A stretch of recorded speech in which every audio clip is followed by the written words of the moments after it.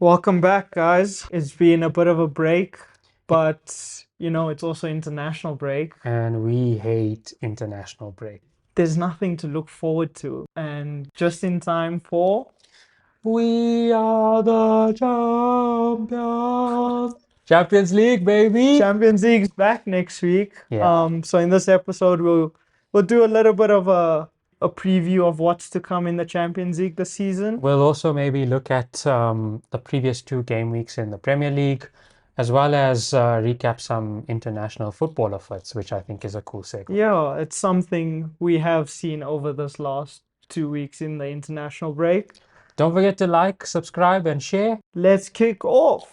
So, Shay, 2 weeks of Premier League that we actually haven't revisited. So maybe we can just go over what we think of the Premier League so far. Yeah, I mean, it's been a weird start to the Premier League. I'd say I can't personally put my foothold on things, but have you seen Champions Elect? Have you seen a standout it's team? it's hard because it's been, like you said, weird.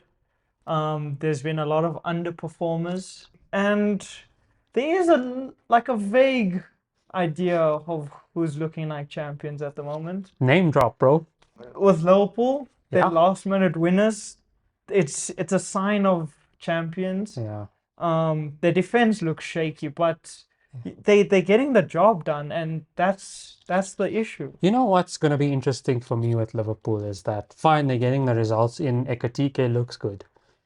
Isak, Isaac just came in. Oh, 130 million pound signing. man was fighting for the move. He finally got Got it. it. He got it. He needs to kind of live up to that hype now.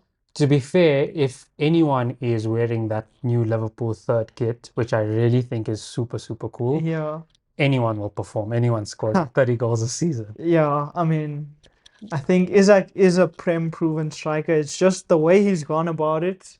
It's a bit questionable for me, but Do you think he gets into the team straight away? no. Do you think Ekatike holds his place? I think so, mainly because Isaac hadn't had a preseason. Oh, yeah, true. This international break he barely played as well. Yeah. So I don't think he gets into it, but I think very soon those front three of Liverpool are going to be fighting each other. Okay. So Liverpool are looking good. There are two other teams that are unbeaten. Sorry, there's actually only one other team unbeaten, and that's the Blues. Oh, Wanna put it out there. What do you think of Chelsea? Do they look like they might give Liverpool a run for their money? I think they sort of dark horses. Was it too early to say? I feel like it's too early to speak. No, but wait, I think that game without Palmer, you guys still Played well, played eh? really well. Yeah, we And that's a good sign. Young players that can deliver despite injuries. There's been quite a few injuries in the big teams, but Chelsea looked like a strong squad as well. Their defense is It's holding defense. up, Yeah, and they are playing okay. João Pedro on fire, man. Joao. Okay, so we've spoken maybe about the top teams.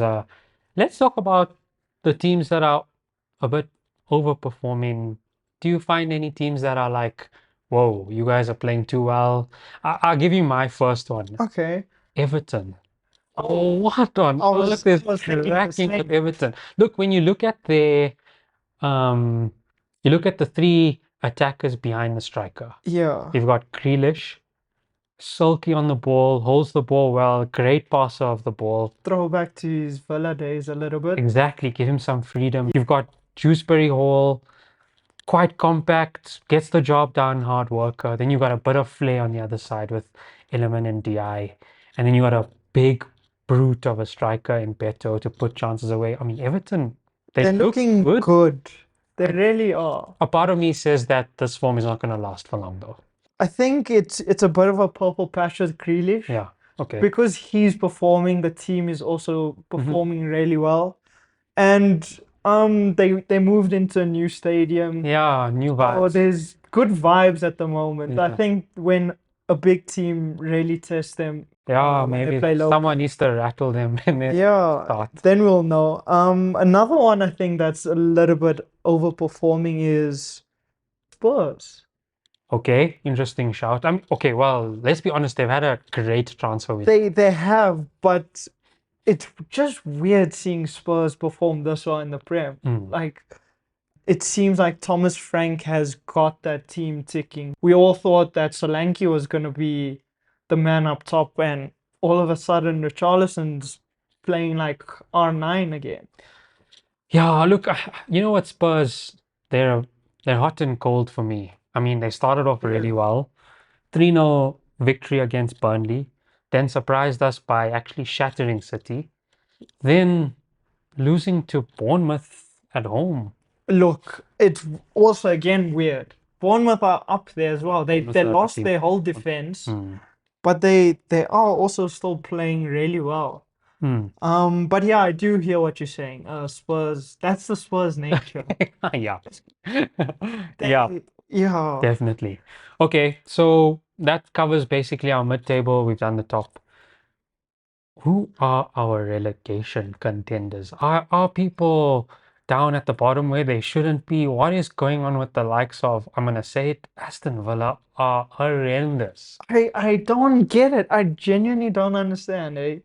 Look, they're not gonna get relegated. I Surely don't not. think they will. But Wait, so who's your relegation teams for the season? Quick fire. I'm gonna say Wolves. I think Wolves are struggling. Yeah, I'm gonna say Burnley. Burnley have a great defensive solidity, but gosh, that you need to score some goals in the yeah. Prem. And then I'm gonna take a wild one on West Ham. Oof. I've never been the greatest fan of Graham Potter. I feel I think like, he's gonna get sacked soon though. look, they kept Lucas Paqueta, Yeah, and they have Jared Bowen. They've got almost world-class players. They have like a really good squad, but they didn't something's buy just enough. not. They didn't buy enough. Yeah, to keep up. Yeah, and I have a strange feeling they're gonna struggle this season. Who are Okay. yours? Quick fire. I think Wolves, Yeah. definitely. I think Leeds Mhm. and um I want to say Brentford. Brentford. I Yeah, mean, they have lost all of their star players, they right? lost their coach, backroom staff, star players gone. It doesn't. Buemo, uh, Norgard, the oh captain, God, keepers gone flicking. oh my grace. Yeah, so and I haven't heard them of, doing major business this season. Yeah, So I'm a bit wary about them. plus the manager's gone. Yeah. Okay, well, look, the Prem is shaping up quite nicely. It seems that I still maintain that it's too early to say anything, and some of our takes, if we reflect at the end of the Yeah. season, are gonna be wild. I can already admit United don't look good as they were in preseason. They bought all that firepower and I Hey, but still. Onana's gone. Oh yeah. I mean that's a major plus side, but still there's just something that's not good. I think United need a lot of work. Aston Villa have a lot to do still. They don't look convincing. Newcastle haven't looked convincing, and now with the departure of Isak, can Vissa really replace his shoes? Yeah. United need a bit of work as well. It's early signs to make such judgments, but early signs nonetheless. As we mentioned earlier, Champions League's coming, and that's where you also kind of see the true team because they are Squad depth. tested to play in the week, on the weekend. Can they deliver consistently? That's perfect because that leads us into our next Yeah. segment. Champions League is back. I will not sing again because I think I embarrassed myself. Anyway, there are some cracking fixtures to look forward to this I season. think we can, thank this new format. We were a little bit hesitant Yeah. about this whole new format. So to explain the new format, basically teams will play 8 matches in the new league phase, right? They will no longer play 3 opponents twice. Remember, Yeah. we saw before that there were group stages, That and in the traditional home and away fixtures that repeated. that is taken away completely, right? So now instead they will face fixtures against 8 different teams and playing half of those matches at home, half of them away, random generator. Right. And the top 8 go through. Yeah, The middle 16 go into a playoff round. correct. And then the bottom 8 go into Europa. Correct. So this is why there's some really big matches. Juicy fixtures. What are you most looking forward to? I think without a doubt, I'm looking forward to the Champions play again. PSG were outstanding last season. They tore up teams properly and they play exciting football while at it. They dominate. When when Dembele is staring at the goalkeeper, Or that stuff is scary, man. I want to see that again. I'm looking forward to it. I know PSG have some injuries, but I'm looking forward to seeing PSG play. And they have some really tasty fixtures. I think they're playing Bayern and Barca. and Barca. Yeah, those are their juicy fixtures. Real Madrid and City face up again, which is going to be interesting, as well as Liverpool. That's a replay of Are Real Madrid playing Liverpool? yeah, So Trent, Trent back at Anfield. oh, is it? Okay, so it's at Anfield. Wow. That's going to be a cracker. Very interesting. And I mean, mentioning players going back, KDB is going to be at the Etihad also.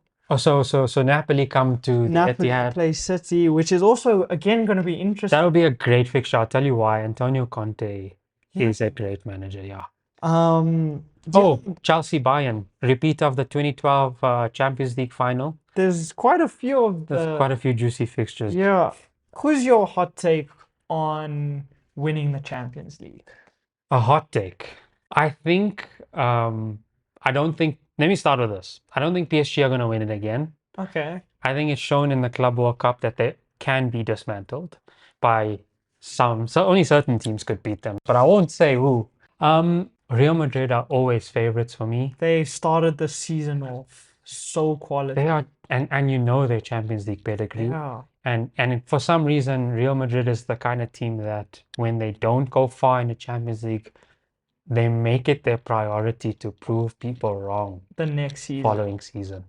So I'm looking forward to seeing Real Madrid. I think for me, they have to be up there. I don't want to rule out Barcelona, hey? Yeah, They Barca had a great run last season.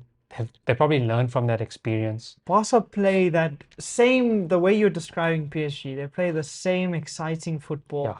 And it's nice to see that they're going to be playing each other in the Champions League as well. Correct. Yeah. Um, Pedri looking good. Pedri or looking good for Spain and Barca. He's like an Yeah. Iniesta regen. that the Spanish team and Spanish boys are looking really clean. It's Also, they gonna be have interesting. Rashford. He's not looking too bad, He isn't. actually. No, he isn't. He played well in the international break for England. Yeah. Um, Who do you think are dark horses? Not necessarily to win the Champions League, but to shock a few yeah, people. cause some upsets. Yeah, cause some upset. Not just upsets, but also make it far. I want to say Napoli. Okay. Napoli because the Italian team we don't really know too much, but they're looking good. Mm-hmm. I also want to say Newcastle. You think so? I think so. None of their team have Champions League. Yeah, but I think they're Pedigree. gonna cause some upsets. Okay, interesting. Let's see when they play Barcelona. I know last season they had a few upsets that they caused. I think they beat Barcelona as well. Yeah. But I want to say my team. I'm not trying to be biased, I swear. But Chelsea, for some reason, have this knack of doing decently in cups. Yeah. And we've got the squad depth to prove it. So I'd like to see Chelsea up there. Other than that, I'm not too sure. Maybe Atletico Madrid, Diego Simeone is always Yeah, a class act, I think. he always knows how to manage big games. But yeah, some really big fixtures in the Champions League, and we really, really can't wait. Shay, I want to ask you a few questions regarding to players in the Champions League. Who do you think will be the top goal scorer this season? Ooh. Off the cuff, I want to say Kylian Mbappe. Ooh. I think he's looking on point this season. Yeah. And if Real Madrid go far, it's gonna be because he's delivering as well. To pose your question now, who do you think is gonna be the most creative in the Champions League.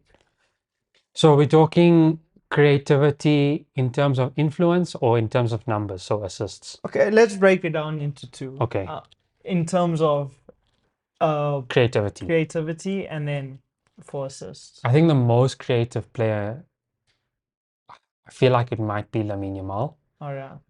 That kid has got something special about He's that always effort, involved. and he's always involved. Yeah, not necessarily in numbers. Yeah. I feel like we might get surprised by that. It might be like it could even be a striker like Harry Kane or someone like that. But in terms of who I think poses the most threat to creativity, it has to be Lamine Yamal up there. But special shout outs to a few players. I mean, I'd say Cole Palmer, Cole Palmer, the KDB, Turkey. Cherky if he gets minutes. Yeah. Salah is right up there. Let's not 11. forget some of the big boys. Yeah, Vinny. Vinny Jr. Wow. Yeah, I think he might be up there with goal scorers though. Yeah. So And yeah, then for assists, assists. Oh, so for assists, we're looking at someone who's probably on set pieces as well, right? yeah. The first person that springs to mind is KDB for some reason. Oh, that's a hot take. It's a hot take. I'm not so sure. We need to watch a bit of Champions League. I really don't know how good Napoli will be. They have a solid squad though. They have a Yeah, solid they're team. looking clean in Serie A. But Shay, do you notice that we're not mentioning the English teams a lot? Yeah. Is it? Let's have a bit of a discussion here. Do we think that the English dominance in European football is diminishing or not as great? Where are our English teams sitting in I this season's have I Champions have League? this thought that because the Prem is so, demanding, the the Prem teams in the Champions League start to like lack. Maybe because it's injuries or maybe because they are focusing on the league. Yeah, Last season, I mean, Arsenal did go far, same but piece. did they really look like they were gonna take the Champions League? Well, they had Declan Rice's free kicks. Oh, yeah. Yeah, I those think were wild, but that's all they had. At least that's the only trophy they yeah, won. that's why I'm saying it's not to say that the English teams aren't great. Look, in 2021, Chelsea won it. In 2022, City won it. Are we saying that in the space of 3 years, 4 years, that the English teams are just, Not up there anymore. yeah, are we really saying Look, that? I don't know. I do think that in the last season they slacked a little. Yeah. Maybe this new format. Yeah, because it is more league phase than it is Yeah. knockout. So if you had to pick one English team, in your opinion, to really push the limit this season to make it through, you have five English teams up there, right? Or six? Yeah. You actually have six. The Six Spurs won the Spurs. Europa, right? But they ain't going anywhere. You have Spurs, you have Newcastle, you have City, Chelsea, Arsenal, Liverpool. Look, I think Chelsea, as you said, they are a cup team, but I do think Liverpool and City may go far, depending on Whether or not City can click, man. yeah. Okay. So, Bob, in this quick fire, I'm gonna hit you with some teams, and you're gonna mention their most legendary player in the Champions League. Okay, so you're gonna mention a team's name, and I must give you like an Yeah. iconic player. Yeah. Okay, cool. Let's go. Let's go, Arsenal. Ooh, they've never won a Champions League. I'm gonna say it's Henry in the Champions League. Okay. Chelsea, Didier Drogba, Dortmund, Lewandowski, Juventus. Del Piero, Oh, Inter. Schneider. Oh, that's a good one. Yeah. Bayern. Ribery. Oh yeah, Yeah. throwback. Yeah. I'll give you two more. Yeah. Barca Suarez. and Real Madrid. Zidane. Some hot takes there. We won't get into it this week Mm-hmm. because we need to move on to the next segment. But I hope this creates some hype for next week's game week 1. All we can say is we're glad that the Champions League is back, and We look forward. yeah, we're looking forward to watching some football And again. yeah, So, guys, for our third and final segment, the culture part of the pod, where we really get into things that is slightly outside of football. So, for this particular segment, we're going to do some international break footballer fit ratings. Shay, what do you think about that? yeah. I mean, this is where players sort of are able to express themselves a little. They're not just in the club's tracksuits and stuff. They rock up to the international camps looking fly. Yeah. So, for those of you who don't know, Shay is an undercover fashionista. So, this segment is generally to get his, what I think is an expert opinion on some of the foot. We both care about fashion. We Let's be honest. do, we do, we do, but let's be honest, who takes it a bit more serious? Shay has been a fashionista since I've known him, takes it quite seriously. So we understand that this is an audio podcast, so it might be difficult to relate to. But what we have done is created this in a reel for you. So please do go and visit our Instagram page to, Drop us a follow while you're at it. yep, and you'll see exactly which kits we're talking about. What we've done, Shay, is created a France versus Argentina battle off. So there'll be players that have arrived at camp, and you're gonna have to rate their kits. I'm keen for this. All right. So the first one we've got is battle of the centre backs, man. We've got Nicolas Otamendi versus Ibrahim Konate. Oh, look, personally, this is not quite my style. I do see where they're going with the take here. I'm gonna have to say Konate. He just pulled it off way better than Otamendi. Yeah. He looks classy. The colors might be a little bit off, but I think he pulled this fit off. Yeah. If you guys had to see the picture, you'd understand that maybe fashion is sometimes beyond me, because I can never picture a dude in shorts but in a suit at the same time. It's weird but wonderful. But the next battle we've got Simeone versus Pavard. Look, I think there's only one winner here. Benjamin Pavard absolutely killed this fit. He went for more of the classier take with the That loafers. French elegance. Yeah, whereas Simeone is like, Too casual. too casual about it. Baggy jeans with sneakers. I think Pavard it's clean. I can agree with you. I don't know This too much, one's but obvious. that one looks really cool. I'm not gonna lie. Right, next we have got DePaul versus Thuram. Now, I just want to say that from what I've seen from DePaul, I feel like he wants to be a Beckham regen. He does his hairstyles, dripping out the preds. Who wins it for you here? Here I have to say it's DePaul. They're both wearing tracksuits, Yeah. but I just think DePaul was able to pull it off so cleanly. Yeah. It I looked like clean. his sneakers. Those are F50s converted to Yeah. sneakers. Those are proper throwback. All right, next one we have got Paredes versus Chouameni. Ooh, I think Chouameni is a bit lacking with this fit.